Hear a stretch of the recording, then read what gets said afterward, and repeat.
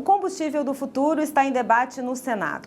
A Comissão de Infraestrutura realizou uma audiência pública para debater o projeto que cria programas nacionais de estímulo ao diesel verde, ao biometano e também ao combustível sustentável de aviação. Mas como fazer essa transição energética? O argumento de hoje vai tratar deste tema e o nosso convidado é o senador veneziano Vital do Rego, do MDB da Paraíba, que é o relator dessa proposta. Senador, obrigada pela sua presença. Muito feliz, muito honrado de estar com vocês, com você, nessa condição de entrevistadora tão querida, simpática e competente, com os meninos aqui e com o público do TV Senado. Que bom, obrigada, senadora, a gente também fica muito feliz. Senador, quais são os principais obstáculos e desafios para a gente conseguir sair dos combustíveis fósseis e chegar nesses combustíveis menos poluentes? Eu penso que nós já temos um caminho consideravelmente bem andado, o Brasil. Quando eu falo nós, o Brasil tem.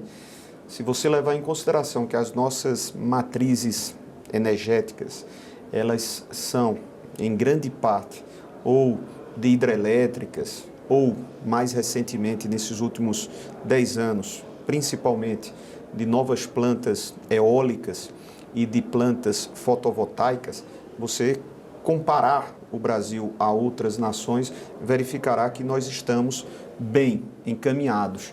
Mas temos uma responsabilidade que é a de poder continuar fazendo esse processo de transição. Afinal de contas, somos corresponsáveis na condição humana por aquilo que foi produzido secularmente.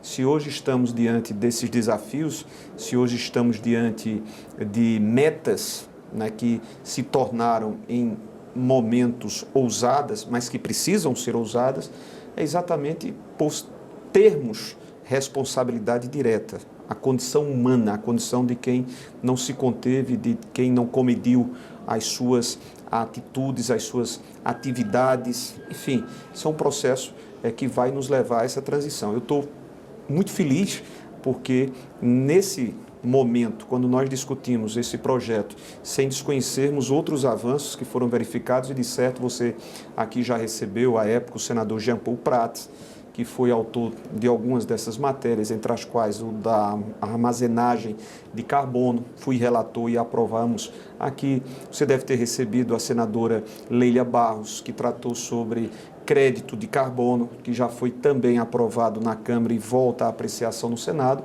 Desta feita, nós estamos tratando do combustível do futuro, ou dos combustíveis do futuro, porque designamos assim. A matéria que teve iniciativa, elaboração e proposta, originariamente falando, do governo federal, que chegou à Câmara dos Deputados, que teve a sua aprovação através de um relatório bem feito do deputado companheiro Arnaldo Jardim, chega ao Senado e que nós estamos a nos debruçar. É um passo importante que nós vamos estar com políticas nacionais que estimulem, tanto quando nós falamos sobre biodiesel, como também ao falarmos sobre biometano, como falamos sobre também combustível sustentável para aviação. SAF, né? A SAF. É, portanto, um guarda-chuva que nós temos que tratar, partindo, Carla, de um ponto que para mim termina sendo um facilitador. Todos, indistintamente, há alguns pontos que possam ser divergentes, e é natural que isso aconteça, exatamente por ele ter essa amplitude, mas todos nós, cidadãos e cidadãs, que temos a responsabilidade de fazer correções, mesmo sabendo que muito já foi perdido e muito já não é mais passível de recuperação, com todos os impactos e abalos trágicos e dramáticos sobre a nossa natureza, sobre o nosso meio ambiente, sobre aquilo que é o nosso dia a dia, todos nós desejamos fazer essa descarbonização e esse projeto é um estimulador para que isso venha a ocorrer, evidentemente sem que nós desconheçamos para e passo as necessidades técnicas. E aí a gente cita a questão da mistura, que tecnicamente se fala sobre mandato, né? Eu estou falando isso porque muitos dos nossos telespectadores, como eu próprio, falava coloquialmente sobre a mistura do biodiesel sobre o diesel, do etanol sobre a gasolina, enfim. Mas nós tivemos a primeira audiência no dia de hoje, teremos mais outras 2 audiências para que nós instruamos o projeto da forma mais ideal possível.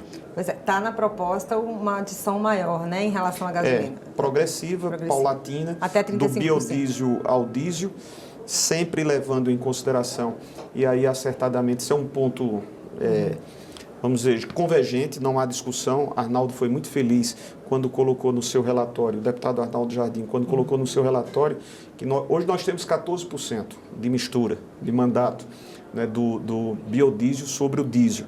A proposta é para que em 2025 alcancemos 15% e progressivamente ampliemos. Mas essa progressão prevista, ela só se dará de acordo com análises tecnicamente a demonstrar ser possível, de eficiência. Porque às vezes você pode até querer trazer mais bio para o diesel e o resultado ser contrário.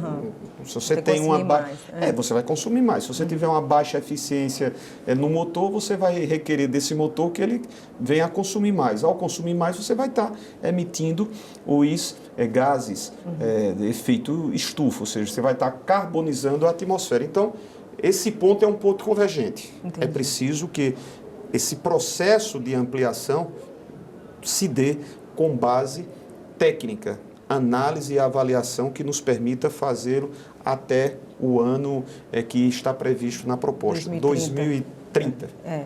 Na gasolina, a adição seria do etanol à gasolina, passaria, hoje 22, passaria para 27? 27, exatamente. Até 35, exatamente. Também com base técnica.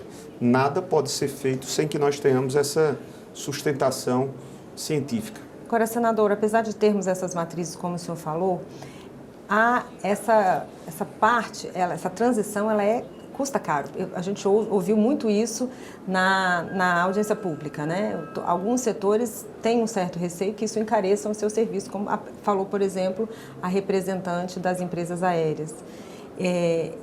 E ela cita, inclusive... Ela é defensora. Eu sei, mas ela citou essa dificuldade e sugeriu, inclusive, incentivos fiscais e tributários para tentar compensar. Você acha que isso é possível? No segundo momento. Porque ela tem a consciência, doutora Jurema, é muito cônscia, além de muito preparada. Ela disse que é defensora da proposta, né? Fez um relato e trouxe dados a demonstrar evidentemente, esse comprometimento também de um setor que é fundamental, importante sobre todos os aspectos, não apenas para a economia, mas para a nossa vida, a condição de deslocamentos, a condição que nos é permitida pelas empresas aéreas. O que ela disse, olha, nós somos favoráveis, agora também há de se levar em consideração em um outro momento, isso não pode ser posto agora nesse projeto, sob a perspectiva daquilo que ocorre em alguns outros países e de acordo com as nossas particularidades, de acordo com as nossas especificidades. Você não pode pretender, você não pode postular, você não pode assim imaginar que condições praticadas nos Estados Unidos sejam as mesmas condições que nós tenhamos sob o ponto de vista fiscal e sob o ponto de vista tributário. E ela também, ciente dessas particularidades, dessas individualidades, bem o sabe. Ela apenas sugeriu, e com isso eu concordo, que nós venhamos em um instante oportuno, nós, governo, sociedade, Congresso Nacional, a fazer e a estudar esse próximo passo, que é de análise em facilitações tributárias e fiscais. A Petrobras também sinalizou que está já nessa transição, trabalhando nessa transição, e destinou, já tem separado lá 11 bilhões de reais para investir nessa transição energética. Essa demanda que é mundial, você acha que o Brasil está acompanhando esse processo, senador? Eu acho que sim. Penso que podemos avançar e poderíamos estar, inclusive, em um estágio mais avançado do hidrogênio verde. Poderíamos estar. E o Brasil tem todas essas condições, porque as suas matrizes, elas são efetivamente e atendem efetivamente a esse apelo. A nossa realidade, o nosso consumo tem como fontes renováveis: a hidrelétrica, a fotovoltaica, solar e a eólica. Então, nós temos que aproveitar esses momentos, porque é com cada uma dessas fontes que nós poderemos desenvolver uma outra importantíssima, que é a do hidrogênio verde. A Petrobras tem um papel muito importante, significativamente importante. Não é o fato de ser a empresa que busca, que extrai o petróleo, ou seja, uma matéria fóssil que faz mal ao meio ambiente, que tenha de nós um olhar enviesado, muito antes pelo contrário, porque ela, na sua história mais recente, nesses últimos 20 anos, muitos apelos e avanços tecnológicos foram verificados pela Petrobras. Quando hoje você observa nas exposições que foram feitas em relação ao diesel verde, foi aí o tema sobre os produtos coprocessados, onde há a presença de um percentual de 5% de produtos bio, né? Então, são biocombustíveis. Então, são demonstrações que a Petrobras tem trazido para nós desse comprometimento. O senhor falou dos produtos bio. A gente vindo para cá para o plenário, o senhor foi abordado por representantes de empresas que trabalham na bioeconomia e me chamou a atenção porque ele falou que esse setor, essas empresas, algumas dessas empresas, elas movimentam 400 bilhões de reais por ano. Um setor que também movimenta e um setor que também trabalha exatamente nessa parte do bio. Então, ao mesmo tempo que tem esse custo, ela também gera muitos recursos. Gera. Olha, Carla, esse é um processo que eu vejo, não apenas não podemos nos deter e não podemos nos concentrar, e não é o caso, muito antes, pelo contrário, nós estamos tratando de uma preocupação que é a de manter a nós, mesmo passando como nós vamos passar, mas que as próximas gerações elas possam ter o direito à vida. Nós não podemos levar a uma situação de inconvivência, de completa realidade como as que nós vimos agora, de momentos onde cidades estão tendo 50 graus de temperatura. Isso não acontece por acaso. Isso aconteceu por um processo que foi se arrastando, não por falta de aviso, mas nós, enquanto humanos, continuamos a insistir, né? Então, quando você falou a respeito desse ponto, do quanto movimenta, a economia também pode se valer disso.